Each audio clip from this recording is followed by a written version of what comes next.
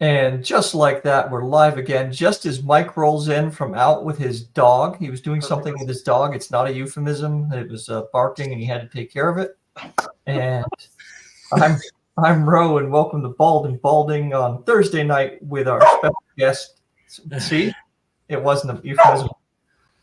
We're here with Matt Slay, comic book, and now artist of your very own. Oh my God, words fail me because I'm a writer and I forget them. They pay us to put them on paper, not throw them out at screens, I know, right? A graphic novel called Patchwork Ends. Yes, Patchwork Ends, my There it is. my horror anthology comic. And it really is too. I was reading through it tonight when I got home from work, and yeah, it's grim. And anybody who didn't know you would say, "What is wrong with this cat?" You've got. I mean, there's some therapy in your future, Matt. Maybe. I like to think of Patchwork as my place to work it out. Okay, well that's good then. It's good that you have that place to do that. It's like journaling, but with really gross pictures. No, they're not gross. It's good stuff. Oh no, some of them are very gross, and in volume 2, in one of the stories, it's going to get a lot grosser. Let's go backwards a little bit. Sure. Where you started, because I think I've mentioned you on here before. Because in addition to Patchwork End, you have also done my last two book covers. And a third one on the way. Every time I put those up, it freezes. Right? Yeah. So the third one is going to be that one there. All right. I'm excited. And you do nice work in dragons as well. Thank you. Dragons are a challenge because it's easy to look at photo reference of like alligators and monitors and things like that, just to get your basic anatomy down. But ultimately, there are some key components on dragons that do not exist, and it is crazy heads with horns and wings and tails and. They've got to have a certain menace about them too, right? I mean, you can't just. Yeah, but I've found, and there are a couple artists that I know that do this really, really well. I'm going to name drop one of them. Daniel Govar does phenomenal work on dragons, and he's nailed down that aesthetic, the old Keith Parkinson era. Raise the cheekbones up, and the menace comes from a hidden smile, and they can have very sympathetic eyes or they can have very dangerous eyes. But Right. Daniel Govar nails that down really, really well. So he's a guy that I look at for inspiration for color balance and dragon anatomy, if that's even a thing. Yeah, I mean, it's interesting you say that because to make menace, and I'm frozen here, which is really bizarre seeing it frozen. But to make menace with someone like in a movie, right? Mm-hmm. I'm sure you've seen Inglorious Bastards. Oh, yeah. Right. Hans, whatever the hell his name is. Uh-huh. The guy, Christopher Walken. Christoph Waltz. Christoph Waltz, okay. He never raises his voice, right? Right. I think a quiet menace is always a lot more kind of engaging than a loud, obnoxious menace, right? Because that quiet menace, it kind of forces you to lean in a little bit and kind of really be paying attention. And then when they do raise it up even a little bit, right? And you kind of have to do that with a drawing. And I was noticing going through Patchwork Ends with that is the writing is, and for you, this was your first thing you've written, right? Yeah, this was my first baby that's entirely mine. I've been drawing for many, many, many years. But every time I've thrown a story out there, it's just kind of, yeah, well, we're going in this direction. We want you to go in this direction. We want you to draw. We want you to paint. We want you to do these things. And I just thought, I have stories that I want to tell, and there's an entire genre out there in horror that I grew up with, Tales from the Crypt and things like that I loved because you got a little bit of everything all the time. And I wanted to start writing and using different kinds of artwork to experiment with different kinds of writing. And that's what patchwork is for me. There are a million different kinds of writing. Some of it's prose, some of it's poetry, some of it's, just dialogue driven. But I can utilize and mask different kinds of artwork to tell those stories but I also want to be able to write what I'm doing in conjunction with what I'm drawing. So I'm going to have to practice, and no time like the present, and no better guinea pig than myself. And it's a really great start, because I think as a graphic novel writer, you have to do from the outset what is probably the hardest thing for a novelist to learn how to do, and that is to be concise, right? Because you have the fortunate ability of not having to worry about adjectives, right? Because your pictures can be your adjectives. The pictures will do a lot, but when I'm writing a script, and I've read enough of other people's scripts to kind of pick up things along the way, but I myself am constantly thinking in terms of film and TV. I began as a storyboard artist, so I'm always thinking in terms of how do I translate the script. So now I'm in a position where I know how to make the drawings and lay out a page. Now I need to make sure that I'm laying out a script properly. So most of what I write for myself comes from me mapping out a scene, and I'm thinking shot direction, light source, camera angle. Basically, I'm thinking like a film director, far less than a comic writer. So I'm incorporating those into my scripts. Page 1, panel 1, shot direction, panel layout direction, dialogue. You really have to do all that? What's that? You really have to do all that? I enjoy doing all that. I don't know if I have to or not. And I know there are a lot of script writers for comics that don't go through all that. But I need to believe that if I have to quick reference anything I've already done, I don't want my initial thoughts, my instinctual thoughts when I'm writing something for the first draft.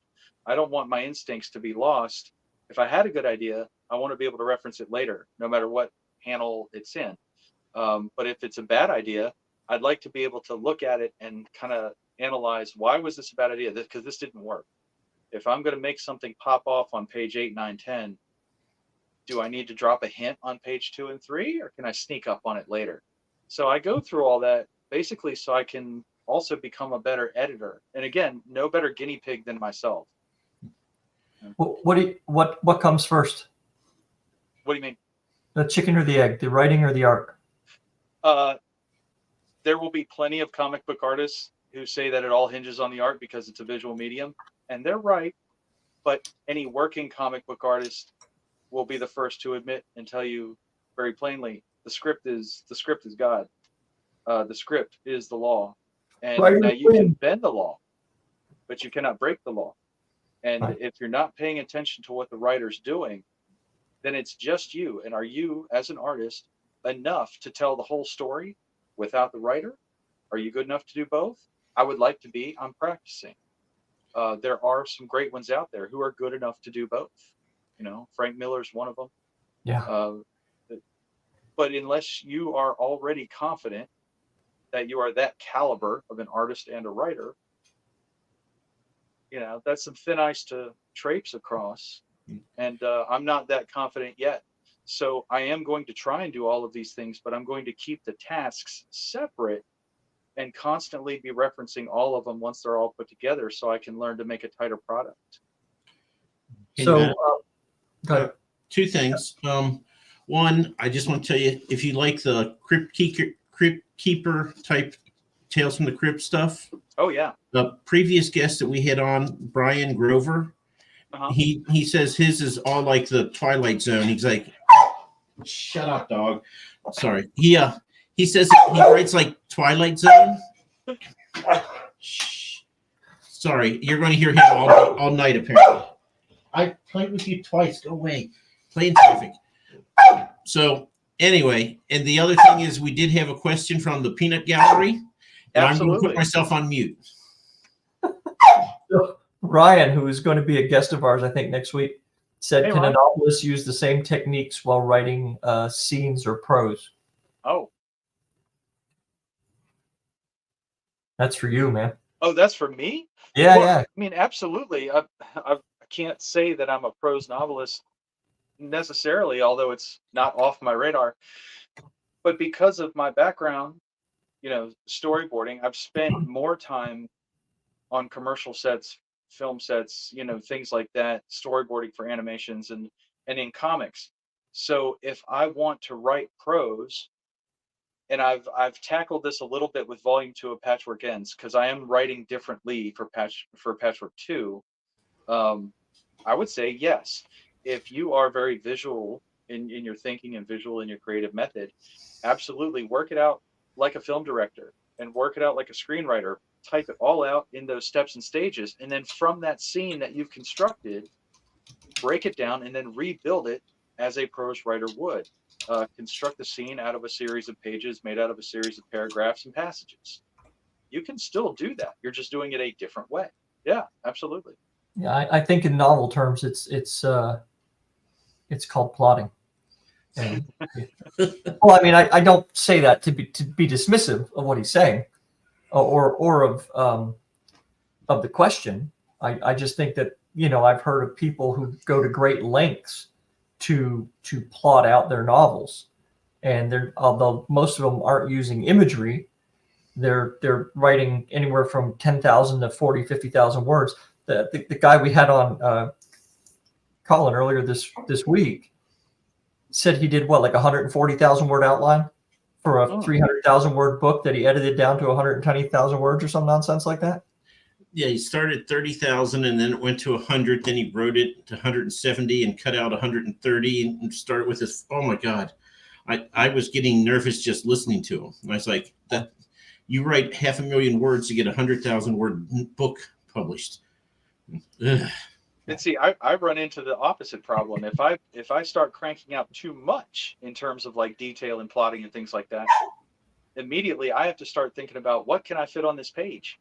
You know, all the stories for Patchwork are going to be between 10 and 12 pages. So I have to limit what I'm doing, but I need to structure it in 3 acts and be able to tell the story and wrap it up while still developing some measure of a character and a narrative. So if I write too much, I'm going to be cutting out too much. And I don't want to be stuck thinking like, well, if I'm taking this out of this page, am I losing something 3 pages from now? At the same time, though, if you have too much, can't you just say, right, rather than, you know, an anthology, I'll just write one much longer kind of story? Absolutely. And it's funny you mention that, because I've allowed a very strict group of folks to read the stories that I've done for Volume 2 already. And there seems to, and these folks don't even know each other. And they have all gravitated towards one story and one character in particular, and they've all said the same thing. This guy's got legs. You could write 100 stories for just this one character, and it would work. And I got to thinking, holy smokes, you're right. I think out of 3 volumes of Patchwork Ends, I accidentally created a character that I might actually take on a few journeys. And then, yes, then it's going to be, I don't care how much I write. We're doing this. We're going. Is that character in Volume 1? That character is not in Volume 1. So Patchwork is 4 complete independent stories, and every volume has 4 different stories. So you're never beholden to any one volume, and I'm not going to drag you along for untold months and years waiting for a follow-up. I'm not going to string anybody along. You know, if you liked it, awesome. See you in round 2. If you didn't, that's okay. You're not missing anything. I like having self-contained short stories that people can consume and enjoy and go back to later. You are the anti-George R.R. Martin. I got no use for that stuff, man. I'm going to write a 50,000 page novel and then make you wait 10 years for the 50,001st page. Come on. Right. That's so dumb. I guess, you know, when Mike and I were laughing about that the other day, it's like, dude, you have one job. Finish this book. Just the only thing you need to do in the world right now. It's so unfair. It's like you give somebody just enough money to not have to care, and I guarantee they won't. They won't, right? Yeah. So you mentioned comic books and some film work. What kind of stuff have you done in your background? I know you did some TMNT stuff at one point.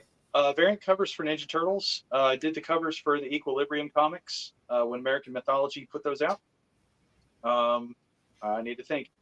I started doing covers on Six Gun Gorilla early in its run. And then life went in a different direction, different jobs came up, and I took those. But now I'm back, and I am suddenly doing another cover for Six Gun Gorilla. So that's also on the slab right next to yours. So that's also penciled. I'm going to be painting that one. There's a question here that I figure is a great segue. Do you illustrate other author stories, and could one of them be on the live chat right now? Yeah, we've well, you're out playing with your freaking dog, man. Oh, okay. So I don't really listen anyway. I have also painted various covers for the Rangers deck series. That's right. Get it now. Bushey.com. Go now. That's right. Most recently, and these just arrived, I was showing it before we went live, Ed Mossing Vergate just dropped. It just came out this week. So you get that at barnesandnoble.com. Barry Napier wrote this. He did an amazing job. He's been world building for quite a while. And I did all the illustrations for this one. Hold that up to the camera a little bit more so we see. can Mossing Vergate. Back there we go. Back a little. Pull back a little bit. Now lift it up. We'll get there. There we go. Is that a squirrel? It is. It is. It is a squirrel. It is a squirrel and a chipmunk, and this has a very sort of 100-acre wood kind of flavor. Children's book, young adult, 100-acre wood sort of adventure. Mm-hmm. It's a neat blend of some grown-up themes presented in a way that children can consume safely and mindfully. Yeah. So it's a really neat idea, and the aesthetic he was going for isn't something that I usually do. So in my ongoing quest to always be doing something different, I really wanted to do it. I was going to say, it's kind of a pencil for hire. You've kind of really got to be open-minded to whatever people want. Absolutely. And, there are anyone who follows me on Facebook is going to see pencil drawings, sketches, doodles, or very large-scale watercolor paintings, any number of things. I don't know if it's in me to just be one kind of artist forever. I think if I got bored, I wouldn't want to do it anymore, and I can't fathom that. I can't even stomach the idea. So I'm constantly looking at different projects, different ideas, different methods and materials. So has anybody ever come up to you at a con? Because you go to a lot of cons. I try. Not as many as I used to. Yeah. Mostly because my wife's school schedule and work schedules, and I'm not as young as I used to be either. So I'm not in another city every 2 weeks. But has anybody ever come up and asked you to do something that you just weren't interested in doing? Yeah. Okay, come on, spill. Hold on. What are you drinking, by the way? This is a special occasion. So I don't know what the rules are on this channel, but I will say it is 15 years old, and I'm celebrating. So nice. But what kind is it? Who makes it? It is a spiced darker rum. Okay. Nice. Made by a group that I can't pronounce. All right. Because the bottle's in the kitchen and I've got a headpiece in, so right on. I've got the last of a single malt in soda with from Radford's very own J.H. Bard, which is fantastic stuff. Oh, okay. And I have my Modelo Negro, which I got a 12-pack. I drink one every time we have a beer and a beverage or booking a beverage. So I have another 7 to go before I have to change beer up again. There you go. Well, next time you're in Roanoke, there is an amazing distillery called Brady's. I'm going to plug them. Brady's Distillery there in Roanoke. It's very rare that I go out of my way to buy any bourbon anymore because I just don't really drink. But if when I go to Roanoke, I stop by there. They know what they're doing. I have to check that out. Brady's. I'm going to write that down. You guys carry on. I'm going to write this down.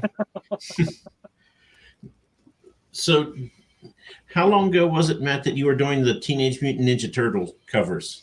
That, way back machine. Go back to 2012 to 2013. Okay. And it began with the Leonardo Micro Series. And it ended with Ninja Turtles Ghostbusters crossover. Wow. Okay. I think that's the last one I did. That was just enough to get me mentioned in the video game, which is hilarious. I'm just going to answer. John Stevens said it was a cool drawing on the thumbnail. I think that was from Patchwork Ends, right? Yeah, so the yellow drawing on the thumbnail is the cover of Patchwork Ends First Street. Instead of doing volume 1, volume 2, volume 3, it's going to be First Street, Second Street, Third Street, and then the idea is to put together a big hardcover collection with some bonus stories, some extra stories. Nice. I want to call that Block Party, because to me, Patchwork is it's very much a place for me to go to be creative.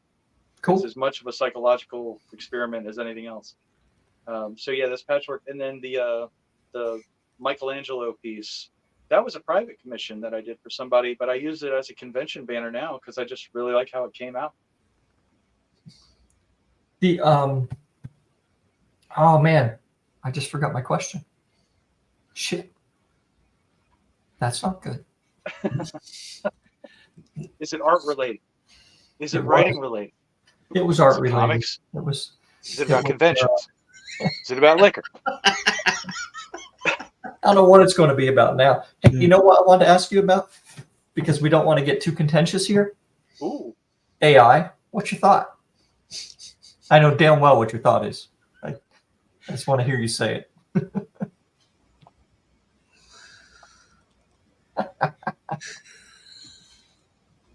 There's no such thing as AI art. There are a great number of people out there who are doing a fantastic job of playing a script-based video game. Yeah, there are thieves in the world. That's what I got to say. Right. I could grandstand on this for days, but nobody wants it. I think, and I'm not saying I'm definitely not on the train of they're going to take all our jobs. No, I don't care about that. You can't take my job. I own Patchwork Ends. That's who I work for. That's what I do. You can't take my job. They can try. They'll fail because I own it. And I don't think it's about taking jobs. I think it's strictly about ethics. If you want to learn to do this stuff, learn to do this stuff, but don't take it from other people and call it your own. There's no point in arguing with me about it because that's never going to change. You know, the conversation we've had about this has kind of helped. I think as writers, sometimes we kind of get caught in that, you know, we have to pay for covers and this and that. So you're always looking for that way to kind of shave a little bit off that. At the same time, we get pissy when people say $16 for a book. And it's like, well, yeah, but you didn't see the, 8 months I spent freaking writing that thing, right? And how much you put into getting it printed and how much paper costs. And it's the same thing with you guys. You're not paying for the 10 hours or whatever it cost you to make that piece of artwork. You're paying for the 20 years it took you to get good enough to do it. Yeah, that's the meat and potatoes of it. The most recent direct affection, if you will, is all the lists that get circulated of whose art is being used to train the AI programs. I am not on the Midjourney list, but I am on the Stability AI list. So like that's frustrating enough when somebody sends me a message that shows me a screenshot that says, create a drawing in the style of, and really, you could have just asked me. Right. I could create very approachable. My own style. Yeah. I did remember your question though, based on something that you said. I remember what I was going to ask you. So last February at Big Lick, I think, which is for anybody who's not from the Southwest Virginia area, Big Lick is a Comic-Con in Roanoke, takes place in February every year. That's when Patchwork Ends first came out, right?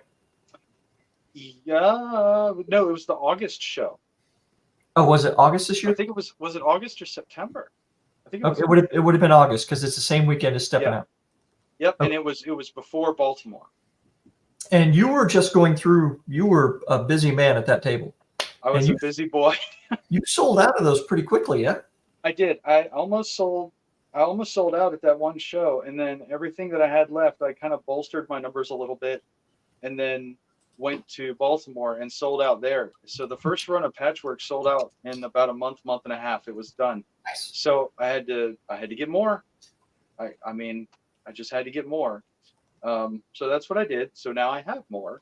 I'm very excited about that. But yeah, that show, people really came out, and boy, I was a sketching bastard that weekend, man. I was this arm, this Yeah, we were tired. If somebody wanted a copy of Patchwork, where can they get one? Oh, well, at this point, I would have said go to the brokenicon.com website. Broken Icon is the publisher that I'm working with, but their website is under construction because they are revamping the whole thing. They have a big marketing push with new products and new clients for 2024. So that whole website is being rebuilt, redesigned from the ground up, which is great because now I get to be a part of that. So I feel very lucky to be working with Broken Icon. In the meantime, you can get them directly from me. Just send me a private message on Facebook. I will get it. I have Facebook messaging tethered to, basically it'll come through as a text message. So I will get it. What's and your then I can just talk to me from there. It's the easiest thing in the world. What's your Facebook page? It's just Matt Slay. It's just my face. It's a black and white photo of me. All right. And my banner at the top is the cover of Patchwork #1. It's that off sort of ochre, nasty, grungy yellow. Mm-hmm. All right. I was really kind of counting on the whole AI conversation taking us a little bit longer, Matt. Well, I'll tell you. Tell me how much you love about it, and I'll be happy to tell you why you're wrong. That's not a problem. Okay, how's this then? What if I, as an author, as I'm writing my book, I need some visual inspiration to help me through. I go on one of these things, which I don't actually know how to do, by the way, and I print myself out. I find some, it's like, oh, that's cool, right? And I use that to kind of help me work my way through the book. And then I call you up to do a cover, and I send you one of those things and say something like this. Mm-hmm. This is the kind of vibe I'm going for. How's that? Is that an acceptable use of AI? Absolutely. Well, I mean, ultimately, whatever you choose to do with your product is acceptable. As the IP owner, you have the choice and the freedom to do that. If I were the author only with no background that I have, like if I'm lost picking up a paintbrush, picking up a pencil, if I were to do that, that's my proclivity. Like I'm welcome to do that because the tools are out there for me to use, and I've created an avenue for myself to be self-reliant. I understand that perception. I understand that. But at the same time, knowing that those programs are trained on the art produced by real people who have already done it, and the images and the techniques are being fed in there without paying us, that's unethical. But at the same time, if you're doing that just for inspiration, just to get the wheels turning, it's a one-off. You're not mass producing it for sale. You're not mass producing it for sale. Work. Yeah. Yeah. So, I mean, if somebody were to come to me with a stack of AI stuff and say, do something like this, no problem. I'll be happy to. You've set me on a path which any director or editor or publisher or author would set me on a path and say, this is what I'm giving you. You've made it even easier because now you've, given me some visuals to play with. I think it's utilizing those methods for financial gain by cutting out. You're not just cutting out the middleman, you're cutting out your entire workforce. But if you're not doing it for profit, I mean, it's still an ethical question for me. It always will be. But then again, I'm the one in the position to do this. I mean, hell, I put it on me. It's permanently on me. Yeah. I'm the guy who uses those tools to make it and spent 20 years developing. So to see my name associated with one of those programs, that stings. But man, it's a multifaceted thing because the big stink about AI is, it's going to take all our jobs. But no, it's not. You're not taking mine. I hire me. I pay me. You're not taking mine. But how long until the big two, a Marvel or a DC, flat out don't need anybody anymore because Warner Brothers and Disney have the money to utilize those tools to stay in-house. They'll call it vertical integration. Right. Part of me actually kind of wants that so that the best in the business can actually migrate to the independent realms. You know what I think will happen when that does happen is for those people at the top of their game or the better marketers among the artists, they'll make more money because I think hand-drawn art will rise in value as AI art kind of starts to become more commonplace, right? It's going to be a scarcity effect. Yeah, and there's a neat ebb and flow to the original art market, and that's something also to consider about digital art and AI. There is no original art. You can create something from scratch, from a blank canvas, digitally. Yes, you can do that. But if you're paying someone thousands of dollars commissioning them to do that, why? Because they can make as many copies as they want and send a JPEG to wherever. And like, what original thing do you actually have? There is no one of a kind with any sort of digital medium. I am very much entrenched in the original art market. I love the idea that there's something that's one of a kind. And the morbid side to that is no one artist's art is worth, like, it is worth the most the 90 days after they die. Yeah. Because for those first 30 days, everyone's scrambling to get what they can. For the second 30 days, the vultures who have it all have cranked, they've added 2 zeros to the price. And in the third 30 days, the market is now saturated, but the margins are set, the prices are set. So it's a sick thing to think about, but there's a lot of truth to it. So I am a big believer in, if there's an artist that you like or if somebody you want to work with, get them while they're alive, because it'll never be cheaper. That's right. John writes, unless they do what they are trying to do with the other arts and force crap on us and expect us to eventually like it. Sorry, my earpiece went out. Unless they do with the other arts, what? And force crap on us until they expect us to actually like it. There's like the Marvel movies. Hey, those were good. Some were fun. Some were the earlier ones are good. And you know, some of the ones that people rag on now aren't nearly as bad as, I think there's a lot of trolls. Oh yeah, the trolls outnumber us. It's always going to be the louder minority that screams all the negativity.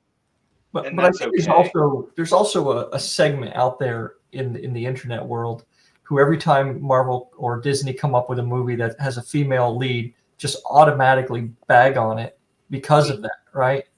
It's like they're trying to make whatever sad ass point they're trying to make. And I went to see the Marvels with my daughter. Mm-hmm. I was not expecting a lot out of that movie, but it delivered more than I was expecting. The kid playing Miss Marvel is pitch perfect. I remember when Kamala Khan first came onto the scene all those years ago, and she was such a fun character. And she was exactly what I was looking for to bring in new readership and introduce the Marvel Universe with a relatable younger character. And the girl that's playing her is right on. She's great. Perfect. Yeah, absolutely. Yeah. And she was probably the best thing about that film as well. She was believable. She was believable in that character for sure. So let's head down this little rabbit trail. Okay. What Marvel property would you like to see get made into a movie now that they're not talking about? Well, right out of the gate, the only way to do it right, straight up, is not even a film. It would be a film quality miniseries, and it would have to be a hard R, and I would want Midnight Suns all day long. Okay, that doesn't surprise me coming from you. and reading Patchwork. Midnight Suns, bad. So I mean, those are the fun characters. It's Ghost Rider and Blade, and I mean, you could even touch on the old Gene Colan Tomb of Dracula stuff if you wanted. Yeah, I think they are doing Midnight Suns, though. I think they're working their way toward that with Black Knight and Ghost Rider and Blade. I don't know. It's hard to say because the Blade thing was on and then it was off. Then it was on again and now it's off. But it's on? Oh no. Yeah. And they really flat out drove Black Knight in stone at the end of Eternals. So I thought that the Blade and the Black Knight thing at the end of Eternals was basically set. I don't know what to expect out of Marvel Studios at this point, and I'm not really expecting anything. So I'm just along for the ride. I'm a comic book guy, so I'm going to enjoy these movies no matter what, because I remember the first 30 years of my life, 35 years, when we didn't have any. Or we had really, really shitty ones. And if we got them, it was rough. And then in 2000, we had Blade and the X-Men, and like. Yeah, I think didn't they tried it in the 90s? They tried to do a Fantastic Four that is just, it's Mystery Science Theater 3000 worthy. It's just that bad. And then the Josh Trank one, which is unspeakably bad. Yeah, I would kind of like to see Alpha Flight, honestly. Really? Yeah, I mean, I was damn near born in Canada, so I like that series. I think it's a good series. It's Alpha Flight has a special place in my heart. Number 51. Alpha Flight number 51. This is Jim Lee's first Marvel art. Oh, was it? Yep. Okay. His X-Men run came out of the 1.5 issues of Alpha Flight that he did. So fun fact, he did like a part of that story. Yeah, he did the layouts for the cover, but he did a dream sequence he did those pencils, but there was a dream sequence in the back that had the X-Men in it. So if you're looking for the first picture of Wolverine that Jim Lee ever drew, it's in the back pages of Alpha Flight number 51, and that drawing is about the size of my pinky nail. It's real small. John Stevenson, they will probably not go with Iron Woman, but they already have the girl in the Iron Man type suit. So Ironheart. Ironheart, yeah. Yeah. But she's canon, so that's fun. Yeah, that came out just before the Disney buyout, or right at the Disney buyout. I don't know. She's been around for a lot longer than people realize. Yeah. Now, you are in kind of a nice situation in that you are married to Super Nerd. And I say that with all the respect in the world. Nah, she's the coolest. I'm very, very lucky. She loves Aliens and Predator and Hellraiser and dinosaurs. And she goes to Comic-Cons with you? Yes, absolutely. I don't know what it would take to get my wife to go to a Comic-Con with me. I'm very lucky. She enjoys the cons as much as I do, but she loves them for very different reasons than I do. So we both get to have an amazing experience at a show and share it with each other afterwards. Mm-hmm. Because she's going over there to do that and see those people, and I'm going over here to do that and see these people and be at the table and draw and paint, which is becoming more fun as I get older, because now more and more people come to the table. They don't realize that I'm going to draw. People have become so used to the digital scene in comics that when they see me painting at the table or taking commissions or sketches there at the show, they're surprised. All right. And that goes back to what I was saying. Do this right here, right now. Yes. I think you're going to be able to charge more for that in the future as the digital art becomes more prevalent in that kind of space. I am inching prices a little bit for the large scale paintings, but for commissions like at shows, convention sketches, I don't see myself pushing prices too high. Now for paintings, yes, because the board that I buy, the paint that I buy, the brushes that I buy, there's an expense that goes along with that. But if I'm just doing like a pencil or an ink drawing or something like that, I'm not pushing my prices too high. And that really comes down to what my experience was at my very first convention. All my money growing up came from mowing lawns. I mowed lawns. When you're a kid, that's what you did. We mowed lawns. We scraped barnacles off the crab boats. It's whatever. I never went to a convention because I didn't know they existed. And then when Wizard Magazine came out, in the back, they would list all the conventions in every state for that month. And I saw that there was one, I guess it was like an hour and a half, 2 hours away across the Bay Bridge. And I don't know how long that conversation took, but Dad did take me to a convention. And I had lawn mowing money.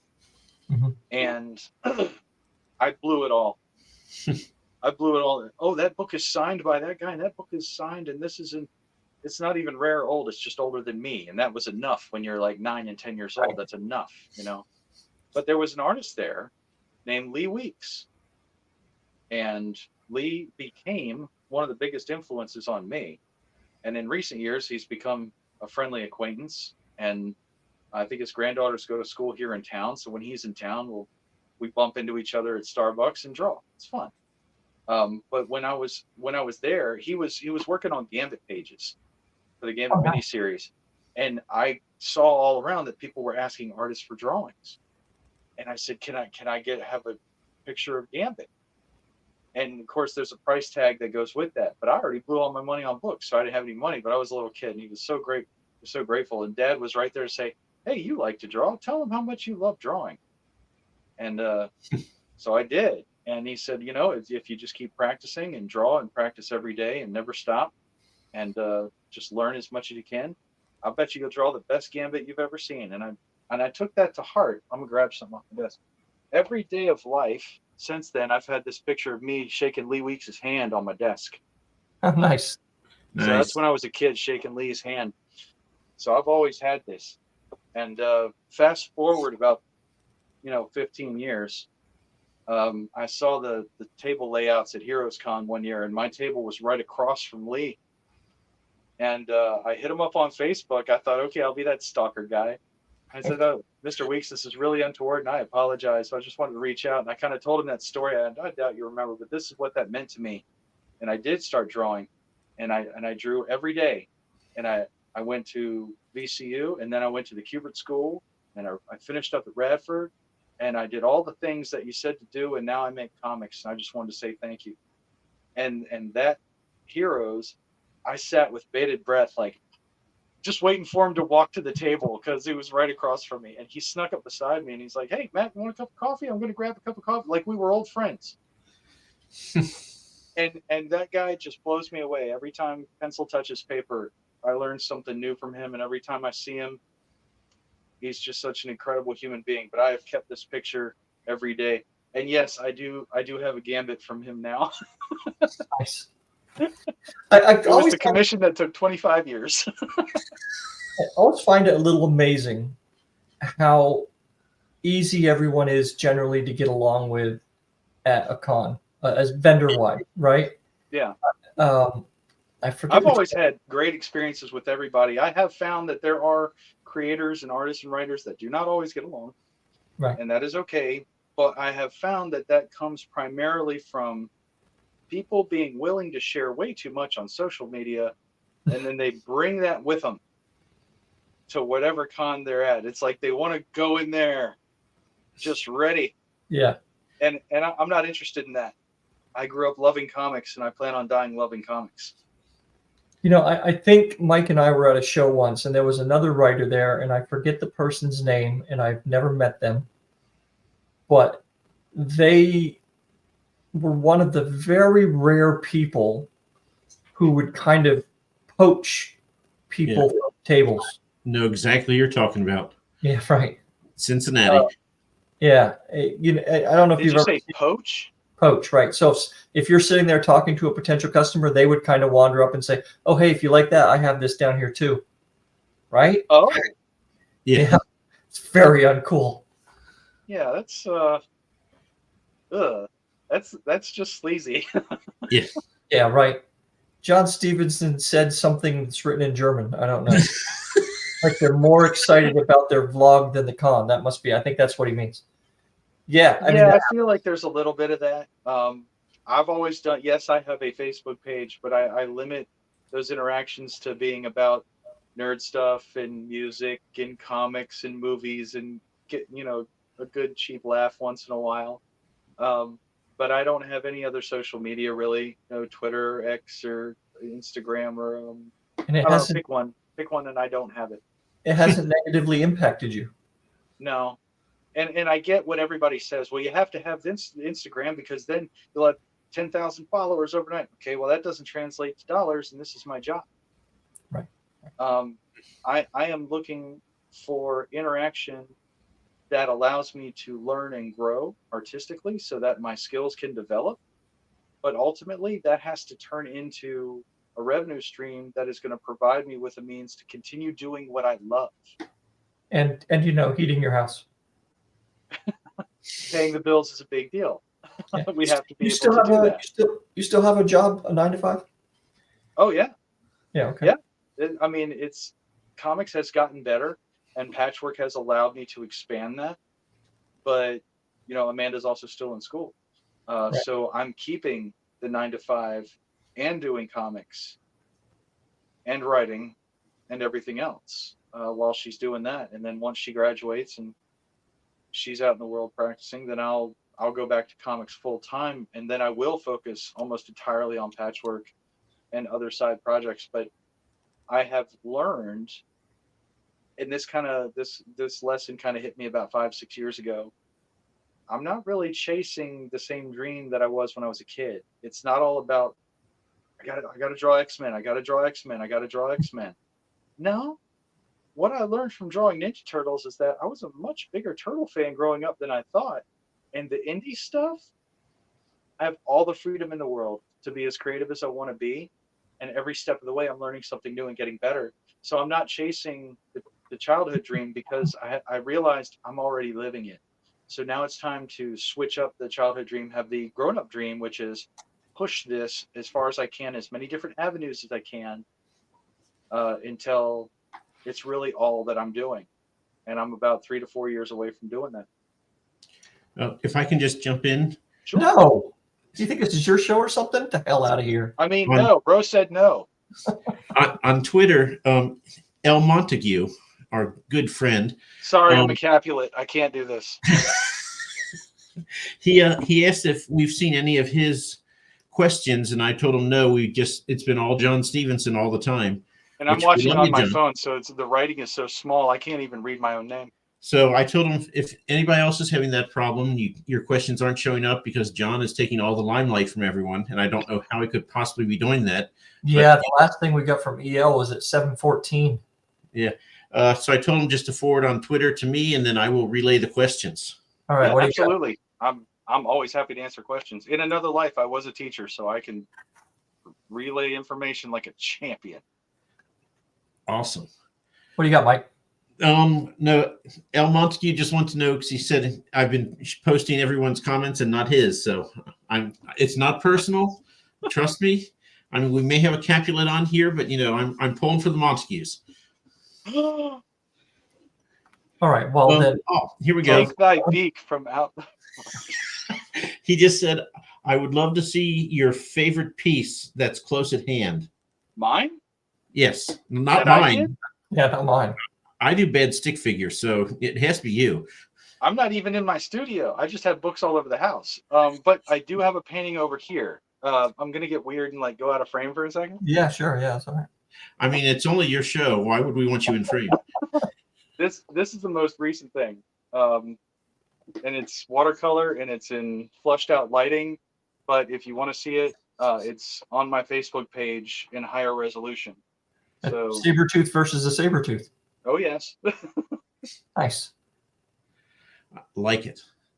I'm always at odds with how I want to draw Sabretooth because I was around for the original costume, but I was really getting into comics when Jim Lee took over X-Men. So that costume lives in my head rent-free. But I am a sucker for drawing any character in their original costume. Whatever they were wearing in their own first appearance, for some reason I have this slavish devotion to that idea. I did a whole bunch of trading cards for Marvel through, I think it was Upper Deck. It was just called Marvel Origins. Mm-hmm. And they sent me the list of the characters you can draw and the characters you cannot draw. And the only marching order was they have to be in their original costume as they appeared in their first appearance. And I was so excited because now I'm required to draw everybody in their 60s costume, their 50s, 60s, 70s costume. Well, the Marvel Silver Age, I guess, would have started November 61. So by 62, it was the heyday of, Kirby, Simonson, all that stuff. When you can still buy a comic for a dime. Yeah. Yeah. I wasn't born. You can still buy some comics for a dime. I think they all say Warriors of Plasm on the cover. Say what? Warriors of Plasm. No idea what that is. Exactly. So okay. I think it was that wasn't Defiant, was it? I can't remember. During the 90s glut, there were a couple of publishers that were putting out 500,000 to 1.3 million of every issue because they were just expecting them all to sell. And it didn't go well. No, I remember buying couple issues of the first 6 Valiant comics, and sending away for their little Chrome cards or whatever, and doing all that nonsense in the early '90s. And Image was just coming out, and I still have the whole Deathmate series. I've got Deathmate, the 4 core books, red, yellow, black, and blue. And then I have the prologue and the epilogue, which were silver foil. And I also have, because of San Diego that year, the Deathmate tour book, which was the just a blank Deathmate silver cover with like a glittery foil Deathmate logo, but it was signed by every creator involved with Deathmate. There's a lot of signatures on that you can't get anymore. That's so the fanboy in me still loves that, but Deathmate was really bad. Yeah, it's kind of too bad that they go through those periods of gluts, because then it kind of ruins the experience a little bit. We're seeing it again, though, aren't we? A little bit. Everything's got 20 variant covers. But the Comic-Cons now, I went to one a couple of years ago. It was a big. It was the one up in DC that we went to. Awesome Con. Awesome Con. Yeah. Right. Place was huge, and there were probably all of 4 people selling comic books. Yeah, it used to be a Comic-Con. Right. I was there the first 2 or 3 years, and it was a really awesome Comic-Con, and then it became almost entirely pop culture. It's all celebrities, and it's just sort of one of those now. There are comics in the room, but not many. Yeah, not many. But what you were talking about earlier with getting away from into the more indie kind of space of it. Oh yeah. I think we see as writers that there is a lot more willingness now on the part of consumers to kind of embrace the indie, the indie author, the indie artist, all that kind of thing, right? Absolutely. There are people who are willing to they want to support you, just to patronize you, right? Just to give you support to keep doing what you're doing. There is that, and I think a lot of that comes from, and I'm answering this entirely from my own observations. It's not like I conducted a huge experiment or anything. I think a lot of that comes from now that American consumerism has gotten to the point where absolutely everything you could ever possibly want or need is available to you with a button click. Right. It has gotten to the point now where that sort of consumerism is now being analyzed and progressed by analog, or what are they called? Superseded. No. We're authors. We don't know words. No, I know, right? Like I feel really dumb right now. What is it called when the algorithm? Various programs that you're buying and shopping for, the algorithms are now feeding you exactly the comfort you demanded is now mandatory, right? Right. So I feel like there's a paradigm shift, and this is where the younger generations have it nicked. They've got it figured out, and I really appreciate this because as a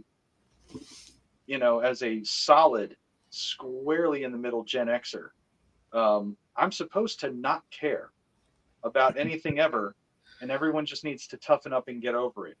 Yeah, right. I do. Yes. I do feel that. Damn Skippy. Yes, absolutely. However, that the lackadaisical sort of malaise that we embodied as our rebelliousness, the Gen Z on is using commercialism as their rebelliousness. I see them going out of their way to say, I'm going to shop with the indie crowd. I'm looking for the independent. I'm looking for the free writer, the free illustrator. Don't tell me what to buy. I'll buy what I want. Well, I see their rebelliousness coming out in the way that they shop and in the things that they choose as a fandom. And I think it's really cool that their individualism manifests in, oh, you like that thing? Well, I like this thing.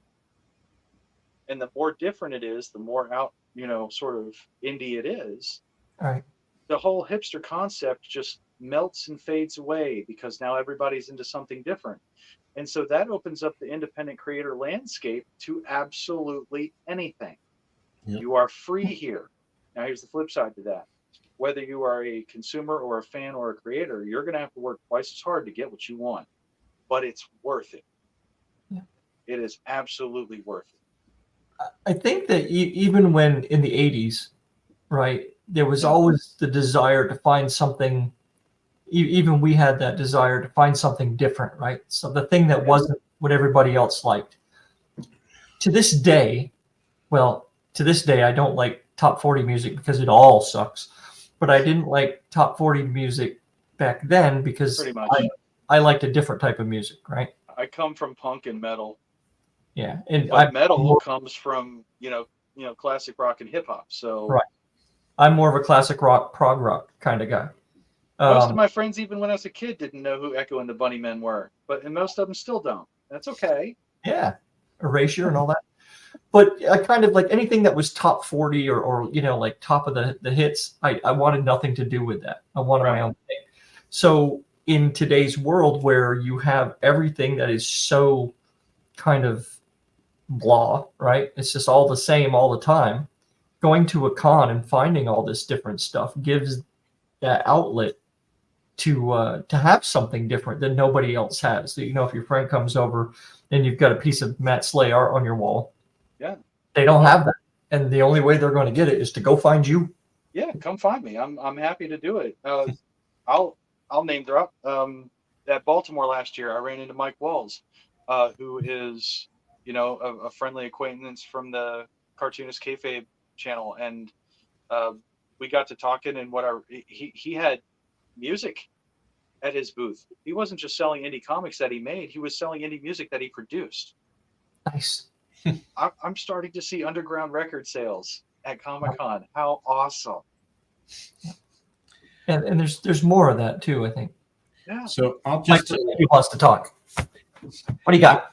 I'll tell you that I do lots of booktubers. I've said lots of books. I watch lots of booktubers, and it's fun just watching them because they're like I read Tad Williams, I read Stephen King, all the traditional, and then somebody gets them to read an indie author, and they're like, "Wait, you can have this?" And several of them now are like, "Okay, I'm not willing to give up traditional altogether, but I mean, indie, you can find whatever it is you want to find. It's out there, and I mean, you can do whatever you want. You don't have to fit on the bookshelf, so it doesn't have to be cozy mystery. It doesn't, People tell me my book starts out cozy and it ends up dark. So what do you call that? A cozy grimdark? I call it right up my alley. What's it called, and where can I get it? So I would have never called your stuff cozy, Mike. I several reviewers, they've just read the first chapter and they're like, "Man, I love this. This is going to be cozy. I love this idea." I'm like, "No, there's numerous deaths.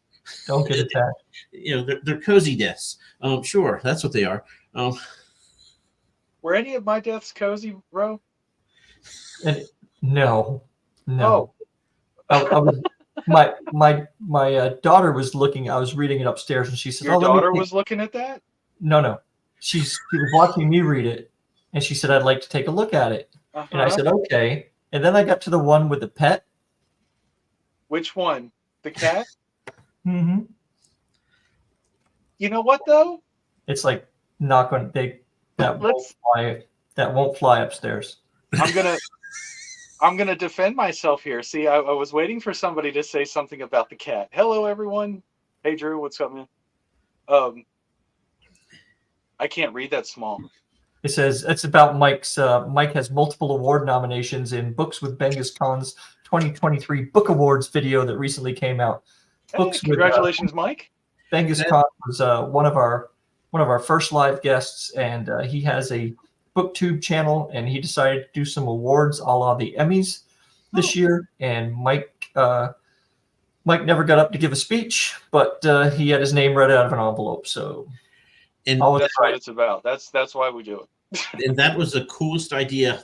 That he's like, I've done this a year. I want to give out awards. That's really cool. And I told him we'll do that at the end of the year. Our best guest section. I'll take these videos and then chop them up into segments and see who had the best 10-second segment or something. There you go. I'll start taking my clothes off. Hold on. No, we said best. Oh, sorry. All right, okay, I have to defend the cat bit. Yeah. You have the book handy? I do. I want you to turn to that page. Uh-huh. Do you want to give that away? Yes, because me explaining it is going to kind of give it away or anything, but just hold that panel up. Yeah, I got it. Okay. Yeah, we don't have to worry about being demonetized, so feel free. Okay. Nice. That's okay. Mike's a dog lover. He understands these things. It's fine. So the cat's in the oven. Now, I want you to pay close attention, Ro. Look what she's doing. See what she's doing? Yeah. What's she doing? She's got one hand on a drawer. Right, because she can't reach. She can't reach, And she's turning a knob. That's right. She's turning the knob. Uh-huh. The cat's in the oven. Oven controls are on the top. Those knobs are the stove eyes. The cat's the safest thing in the house. Nice recovery. That's my stove. That's the stove from the kitchen. Okay. So that's I've read the rest of that story, right? Did you do that on purpose? Did you honestly look at that and say, okay, I need an out here? Yeah, I did that with all the stories. I didn't leave any room for any angry mom groups to come after me. The story in the beginning, the one about the kid with the piece of paper. Uh-huh. Okay, so the equation written on that piece of paper is the chemical equation for a polytriazole. That is accurate, but heat from your hand is not enough. The active heat temperature to actually catalyze that equation to get it to work is 120 degrees Celsius. So I wanted to make something that made sense for the story, but could not be duplicated by a kid reading this. All right. So, nice. I am going out of my way to find creative ways to kill people, but not in any way that can be duplicated. Little look behind the curtain of Matt Slay's very twisted imagination. That's good. Once I saw what I was doing with the stories, I went back, and this is why I write out scripts the way I do. I thought, okay, if somebody tries to do this and they blame me for it because it's 2024 and that's what people enjoy doing, I'm going to make it so that I already know you're lying. Yeah. See, now, I don't feel the need to do that, right? So, like in my first book, the bad guy got a bunch of people together, and there was this one character who was going to meet his end, and he asked the guy's wife, "How do you want to become a widow?" Oh, right? Good line. So, from that character, that's a good line. It wasn't graphic, right? Yeah. But she decided she wanted to make an ice cube out of him, so they took him to the frozen lake and chopped a hole in it, and he was strapped to a chair, and they just, but it doesn't really go into that a lot. It's just that you just know that's what happens. Now, that is something people could do, and I didn't feel it necessary to, make an equation for it. I don't want to have to study math to do this. Good God. I do. I don't feel like I'm a good enough writer to, once I get into a story and I start pushing it in a direction, I immediately go into like this crippling self-doubt where I either have to stop and start over completely or figure out why I'm okay doing this, which means if I'm telling a horror story and a very, very basic horror story about what amounts to an equation, I need to know that the equation is legitimate. If I'm telling a story about, like in Volume 2, there's going to be a square rigger ship that's designed for a certain purpose. When we went on our honeymoon to Rhode Island, I thought, she just brought it. She brought us to Fort Adams. I immediately ran to the dock and started taking pictures of square rigger ships and started taking pictures of all like the rope joints and everything to make sure that my drawings are what they're supposed to be from that era. Yeah, I start to obsess over the details that sell that plot point. Maybe I get lazy with some other stuff, but whatever that one key thing is, I have to really go down a rabbit hole, and I hate to say it, but become that stereotypical researcher that just researches every facet. One of the stories in Volume 2 takes place in and around a lighthouse. Lighthouses can be boring if you don't design it right, but I'm from that part of Maryland on the Eastern Shore, and the Hooper Strait Lighthouse was everything. So I'm using that. I know that lighthouse like the back of my hand, because when we were in elementary school, they would take us there twice a year and say, "This is what a lighthouse is." I've been in that. But it's good to do it though, because in today's world that there would be somebody who would say that's not how that works. So the fact that you went that extra mile to draw her purposefully not touching the control that would do that. She thinks she is. Right. And now that I know that, I can appreciate the thought that went into that more. Yeah. Right. Than you just being a psycho. Right. That it's like, okay, he's not just a psycho, he's a thoughtful psycho. And even the design I changed up the design for Yume a little bit. My big reveal for Yume is on the last page when pucks are into bed, when you see the spirit fully. Mm-hmm. My design for that is only a tweaked version of what I found to be evident elsewhere. I started to look up what pictures of this thing might look like, because yokai myths and legends are vast and they change. But there is one, the earliest known picture of Yume, that particular Yume no Sere, is at Brigham Young University. Strangely enough, they have it at Brigham Young. That's odd. Why do they have it? That's weird. But that's where it is. So it was, once I realized that that's where the earliest rendering of that creature is, it was easy enough to go to their library's website and dig it up. So I kind of just did like a different version of that. Mm-hmm. But yeah, every story I'm going to get to a point where I think to myself, if I get too far off the rails here, this isn't going to work anymore. It doesn't matter how good or how bad I draw or paint, it's not going to work. I need it to work in the writing stage, or else it just does not work. So that's when I start going down those weird rabbit holes where it's like, please don't look at my search history. Yeah, I've become that meme. Like, I'm the guy who sits in the coffee joint and really hopes no one's sitting behind me.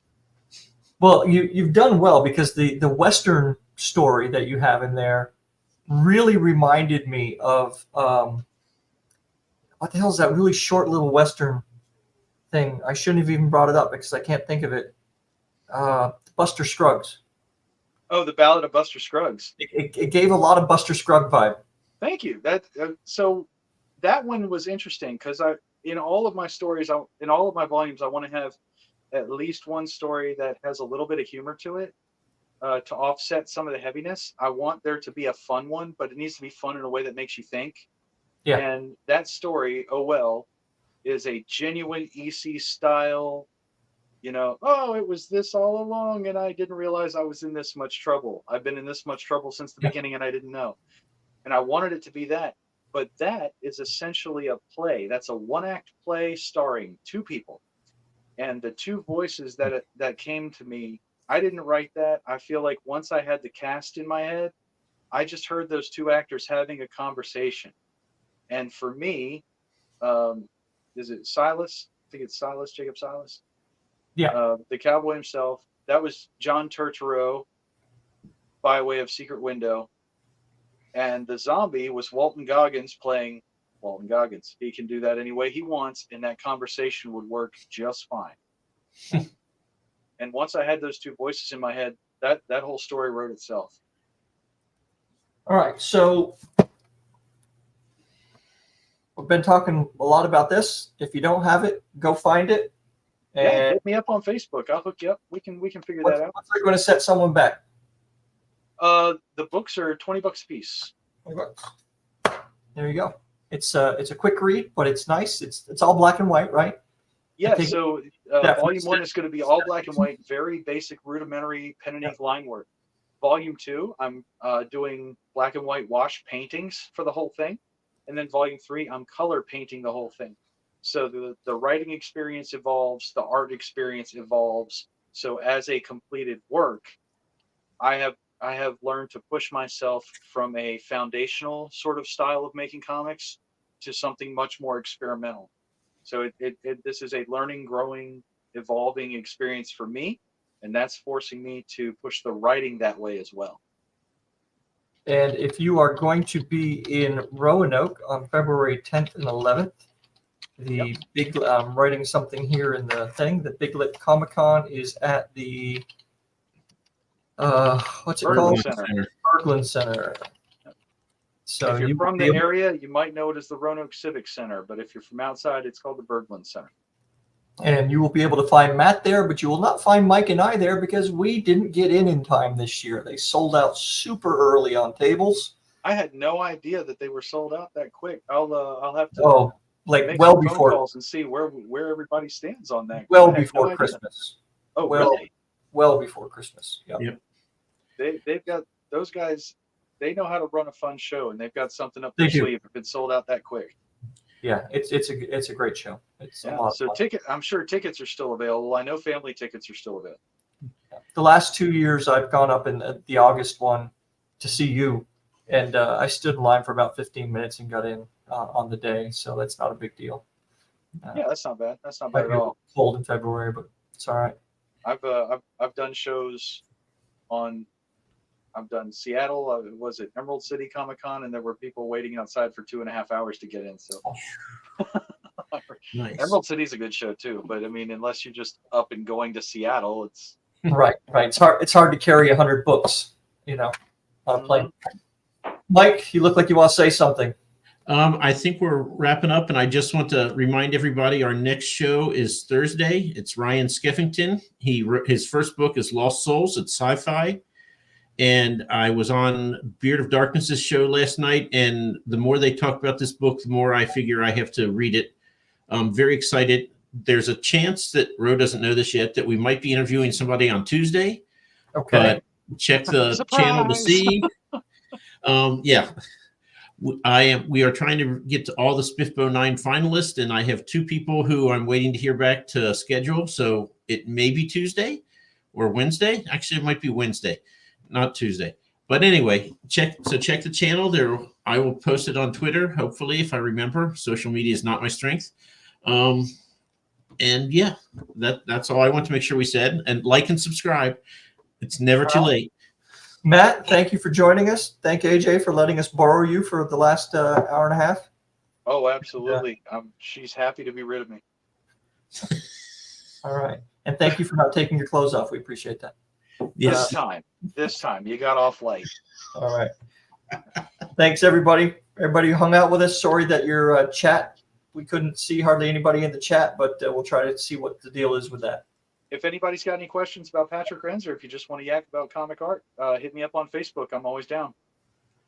Okay. Cool. There you go. Bye, everybody. And now we